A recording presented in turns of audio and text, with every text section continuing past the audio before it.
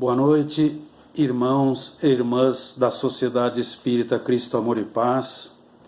Rogando ao sublime Galileu, nos envolva em sua paz. Iniciamos mais um encontro virtual de reflexões sobre a visão espírita acerca de temas que dizem respeito à valorização da vida. Assuntos atuais, complexos, difíceis de serem apresentados, mas que sempre devem ser trazidos à luz, porque a todo momento nos deparamos com problemas relacionados a esses temas terríveis pelo relaxamento das questões morais. No início de 2005, a mídia explorava sobre liberação do aborto, da eutanásia, ingressando com ações no Ministério da Saúde, na Secretaria Especial de Política para as Mulheres e no Supremo Tribunal Federal. Então, em 2007, a Federação Espírita Brasileira lança mais um de seus programas maravilhosos, Família, Vida e Paz, com ênfase para os temas aborto, eutanásia, violência, suicídio, drogadição e pena de morte.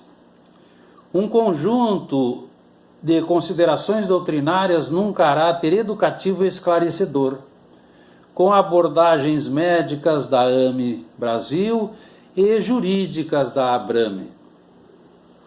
Entre os problemas que preocupam sobremaneira a sociedade está o aborto, que, de acordo com a doutrina espírita, põe em risco a estabilidade física, psíquica e espiritual daquele que o comete, bem como daqueles que o incentivam, favorecem ou apoiam.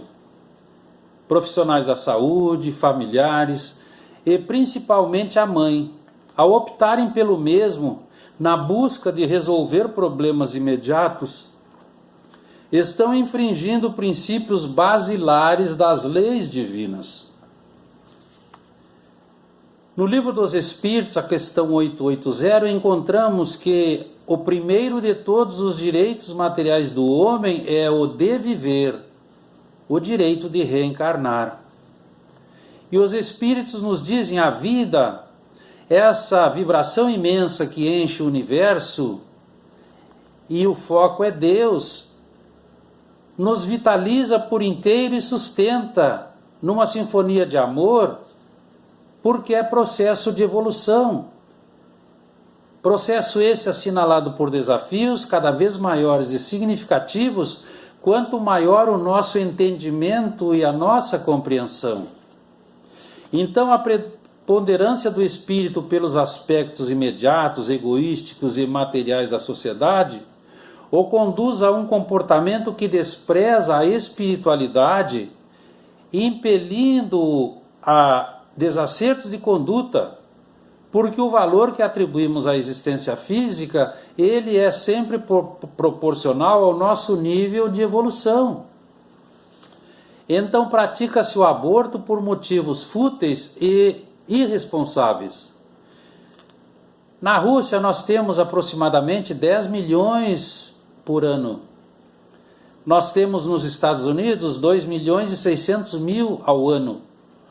No mundo encontram-se contabilizados 70 milhões de abortos para 90 milhões de crianças nascidas ao ano.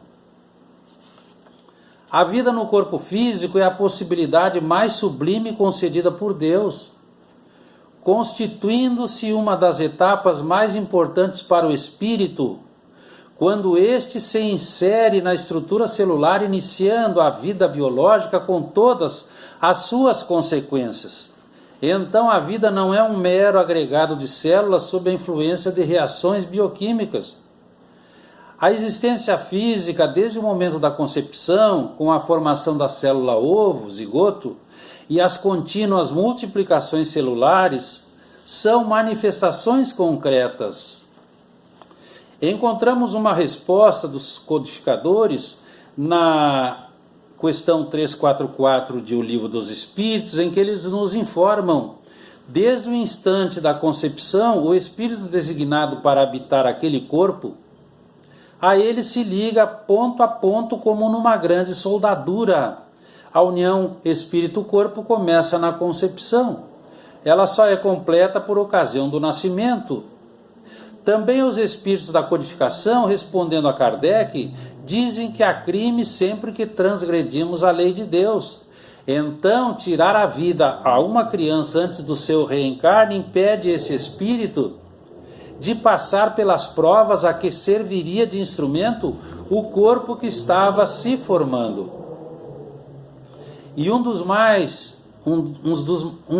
grandes fornecedores de doenças, de origem difícil de entendimento e também das obsessões situadas na área mental, consciente e brutal, chama-se aborto delituoso, abrindo para os responsáveis um abismo de sofrimento, um abismo de dor, fixando nas consciências culpadas tenebrosos processos de resgate e correção.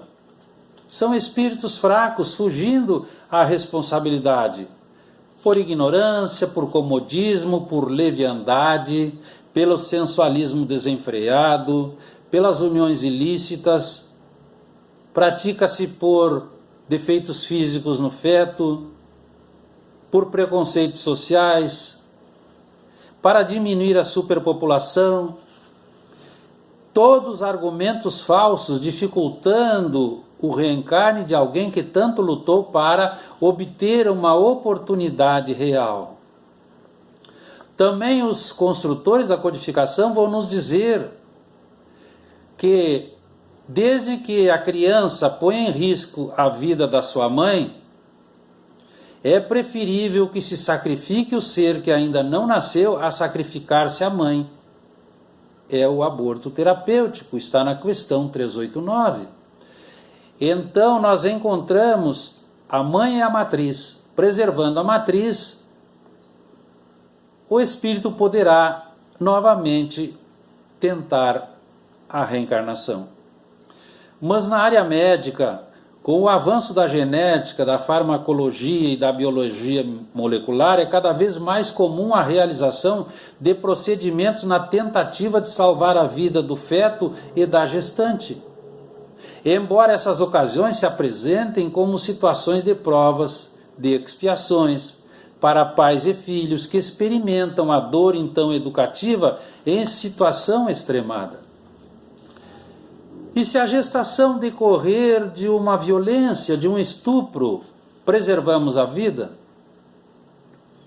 A doutrina espírita nos informa, prevalece a necessidade de preservar-se a vida do feto, mesmo considerando a orientação legal que nesses casos permite a interrupção da gravidez.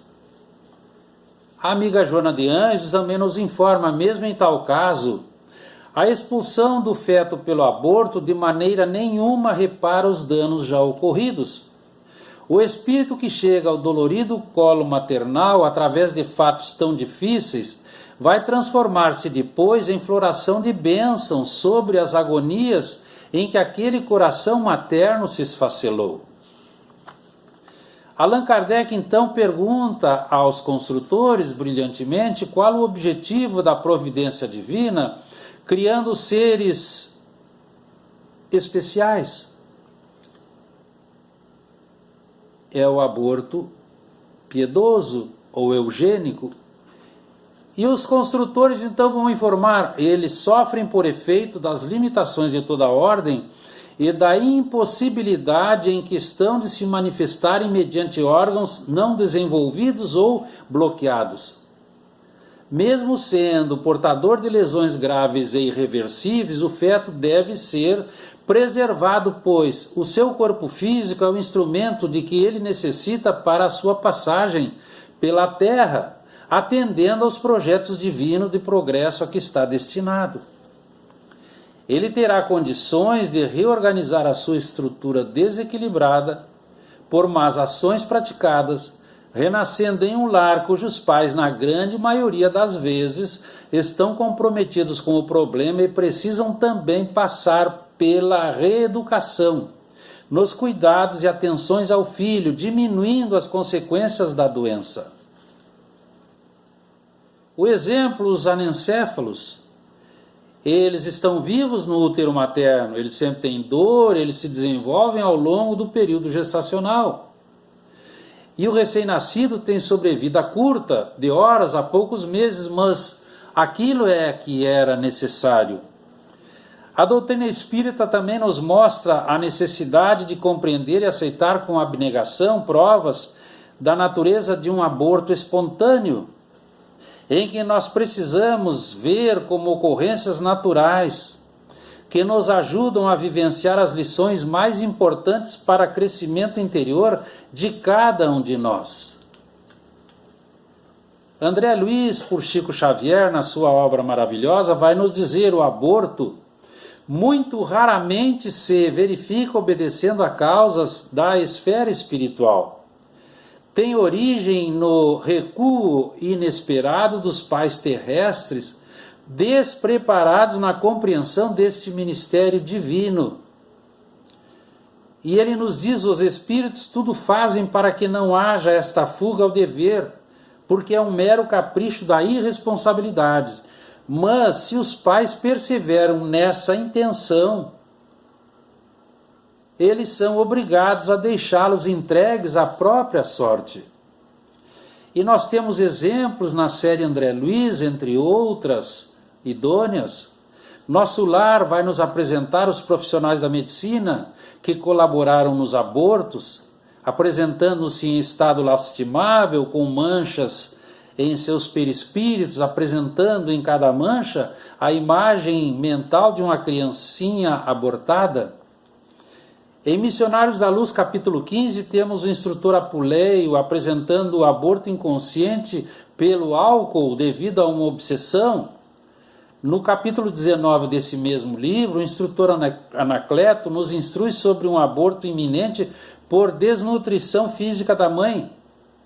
Ela tinha méritos, então eles aplicam passes para auxiliar o feto, colocando na mãe certa substância luminosa na corrente sanguínea para fornecer oxigênio ao feto.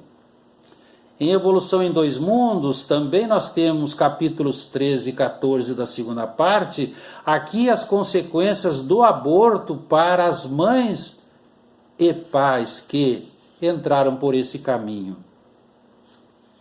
A visão jurídica nos dá o direito à vida, colocado como o primeiro dos direitos naturais, com um caráter inviolável, intemporal e universal. O artigo 5º da Constituição de 88 nos dá a inviolabilidade do direito à vida. No artigo 2º do Código Civil de 2002, nos dizem: a personalidade civil começa com o nascimento, mas seus direitos estão garantidos desde a concepção, que está também no artigo 41 da Convenção Americana sobre Direitos Humanos. No preâmbulo da Convenção sobre os Direitos da Criança, nós encontramos: o direito reconhece que a pessoa, mesmo que ainda não nascida, tem personalidade jurídica. Então, a mulher, ao proclamar o direito sobre o próprio corpo, usando-o como forte argumento para justificar o aborto, entendendo que o filho é sua propriedade, esquece-se que Deus lhe confia a título precário o espírito que vai reencarnar, concedendo-lhe a bênção da maternidade. Ela tem todo o direito de escolher entre ser ou não ser mãe, e toda a liberdade de exercer esse direito, mas após a concepção passa a existir o direito de viver do feto, que se sobrepõe à rejeição da mãe. Porque o feto é uma personalidade independente que apenas se hospeda no organismo materno. É um ser tão distinto da mãe que, para manter-se vivo dentro do útero, ele emite substâncias apropriadas para neutralizar as substâncias que são produzidas pelo corpo materno, tendo por objetivo expulsá-lo como um corpo estranho. Então, como vimos antes, ele pertence exclusivamente a ele mesmo. Sem contar, como vimos nos exemplos de André Luiz, que após o aborto, o espírito rejeitado pode voltar-se contra a mãe e todos aqueles que se envolveram na interrupção da gravidez. Nesses casos, nós temos um grande fornecedor de moléstias, de etiologia obscura, de depressões, de obsessões catalogáveis, na patologia da mente, ocupando vastos departamentos de hospitais e prisões. Então precisamos compreender: o feto é um irmão nosso. Ele já vive entre nós, preparando-se para as suas necessárias experiências evolutivas. E um fato que nós precisamos admitir: nós só estamos aqui hoje refletindo sobre esses temas porque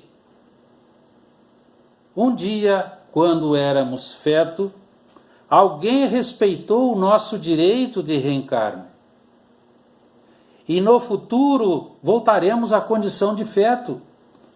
Então é muito importante que nós tenhamos preparado uma sociedade melhor hoje, para que as leis sejam capazes de respeitar os nossos direitos de embrião amanhã, quando estivermos de retorno. Em outras situações, a pretexto de aliviar o sofrimento, pratica-se a eutanásia, atropelando-se um tempo precioso para todos e provocando graves consequências nas unidades celulares perispirituais, conforme a informação que temos no livro Obreiros da Vida Eterna, capítulos 18 e 19. André Luiz então nos detalha: Cavalcante estava em estado lastimável de saúde e o médico, sem qualquer conhecimento das dificuldades espirituais, ministrou a chamada injeção compassiva.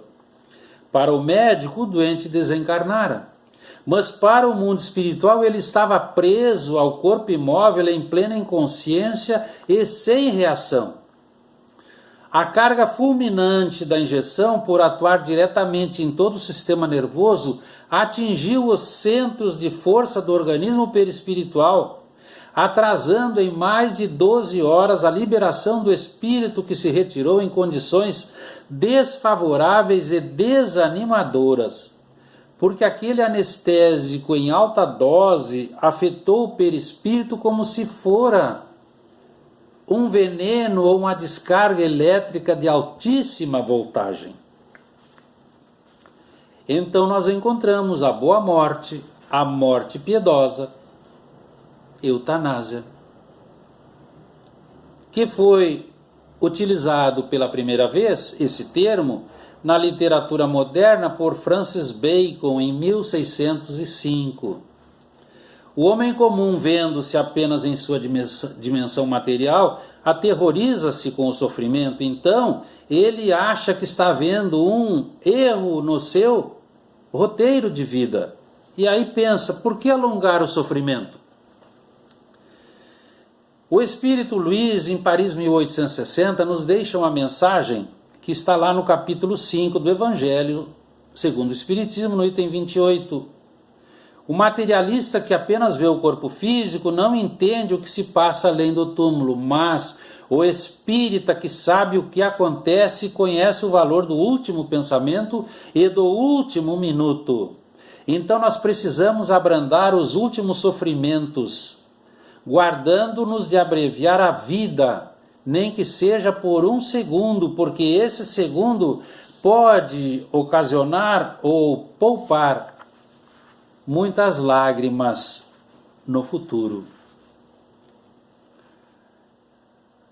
No ano 400 a.C., o doutor Hipócrates deixa escrito que eles, médicos, eram procurados pelos doentes fartos de viver, pediam eutanásia. Então, é sempre culpado aquele que não aguarda o tempo marcado por Deus, porque não se pode afirmar que um socorro inesperado não venha no último momento. Em 1864, na França, em Paris adoece uma menina, filha de um médico, com difteria. E naquele tempo causava 99% de óbitos. Após esgotar os recursos, em desespero, contemplando o sofrimento da filha, ele pensa na injeção de ópio para aliviar tudo e aplica a injeção. Depois do enterro, a volta para casa, o pranto, a saudade, o remorso, batem à porta. O pai atende e entregam a ele um telegrama que dizia: o doutor Emily Hooks acabou de descobrir o soro antidifitérico, tendo aplicação exitosa. Segue com a missiva uma remessa. E os amigos espirituais nos informam: quem nos daria o direito de prejudicar os projetos de Deus? Não pode Deus conduzir o homem à borda do abismo e daí o retirar para novas reformulações? Através de uma doença está havendo um processo de cura. Há doenças como formas de tratamento, a única válvula de escoamento das imperfeições daquele espírito. No caso que vimos, o pai não teve fé nem paciência para esperar. Poderia ter aplicado o soro na sua filha. Encontramos também a distanásia, que é o oposto, aquele profissional que entende a morte é um mal que deve ser superado. Então ele procura curar o seu paciente a qualquer custo para colocá-lo bem de qualquer maneira, porque a morte é um fracasso para ele. Mas ele só traz mais sofrimento físico pelo exagero de medicações, o sofrimento psicológico e uma agonia prolongada. Temos também o desencarne no tempo certo, que é a ortotanásia, e o exemplo maior é Jesus, porque ele estava na cruz e recusou beber vinagre e fel. Era o vinho da morte que tinha raízes venenosas para apressar o desencarne. Ele optou por desencarnar no tempo certo, mesmo na cruz, deixando que as suas energias se escoassem naturalmente, servindo ainda nessa ocasião de exemplo para todos nós. E por outro lado, observamos o ser humano arvorando-se na figura de um Deus, muitas vezes, Deus Supremo, que condena uma pessoa à morte, desconhecendo que existe no mundo espiritual uma sociedade mais consistente e perfeita do que a nossa. Essa punição que o Estado impõe àquele delinquente ou contraventor é um crime, e os que a impõem se sobrecarregam de outros tantos assassínios, porque a pena de morte não se justifica, e a sua supressão marcará um progresso na humanidade, porque um crime não pode ser solucionado por outro. A morte física não destrói a vida, nós já vimos pela doutrina espírita. Então, libertando-se do corpo físico, intoxicado pelo ódio dos instantes finais, ele vai sim vincular-se psiquicamente àqueles que lhe infligiram a punição, trazendo muitos problemas. Porque o espírito chega ao mundo espiritual profundamente desesperado, em profunda perturbação, guardando rancores tremendos que um dia extravasará. A pena de morte apenas atesta o ódio contra o criminoso e não o direito e o dever de minimizar a sua culpa e reeducá-lo, para que ele possa então ressarcir a sua dívida com a sociedade. Após tudo o que nós examinamos, compreendemos a nossa caminhada é planejada constantemente pelas nossas mentalizações. Então qualquer mudança real no trajeto virá unicamente de nós. Aí surge aquela questão: existe culpa ou existe responsabilidade? Nós vamos esclarecer ou vamos condenar? A lei de causa e efeito se apresenta sobranceira. Então, ante a oscilação moral, nós não devemos condenar nenhuma pessoa. Jesus já dizia: alguém te condenou? Vai e não tornes a errar, eu também não te condeno. E a doutrina espírita, as vozes do céu, nos trazem uma proposta de recuperação e reajuste, evitando os erros de consequências terríveis, individuais ou sociais, como também a legalização, superar o culto ao remorso que imobiliza, a culpa autodestrutiva e a ilusória busca de amparo na legislação humana, buscando e encontrando novos direcionamentos nas ações comportamentais, através do trabalho no bem e da prática da caridade.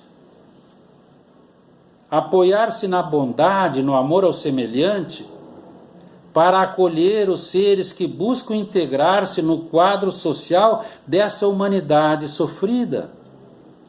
Os amigos espirituais então nos informam: a vida é um patrimônio divino, a vida é de Deus, não nossa, que não pode ser levianamente malbaratada, nem ultrajada, nem vilipendiada. Que fique para a nossa reflexão, queridos irmãos e irmãs, que possamos permanecer em paz. Que a paz do Mestre Galileu nos ampare a todos. Muito obrigado. Boa noite.